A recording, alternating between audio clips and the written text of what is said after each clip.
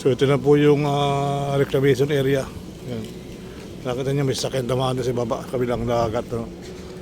So yan po yung sitwasyon dito sa ating reclamation area. So may Pasay. Ayan. So hopefully, mabuting araw sa inyo lahat. Sir Balayala. So nandito nga tayo para magbigay ng kaunting update mga bayan. So dinaan natin ay puro mga buhangin. Doon, napaributan na tayo ng buhangin mga kabayan.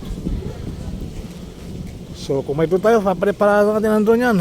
Wala naman tayong drone, okay lang ito. Ito lang ginagawa ni Sir Balayala. Pasensya na kayo guys. Talaga ito lang ating maibigay sa inyong kopya. Salamat sa inyong lahat. At tayo naging vlogger dahil sa inyo. Kung wala naman kayo, hindi naman tayo magiging vlogger mga kabayan. So tuloy lang buhay, tuloy lang ang live. Ayan. Mga chocolate shells. Ang gandang tingnan sa kabilang building. Sa mga building mga kabayan.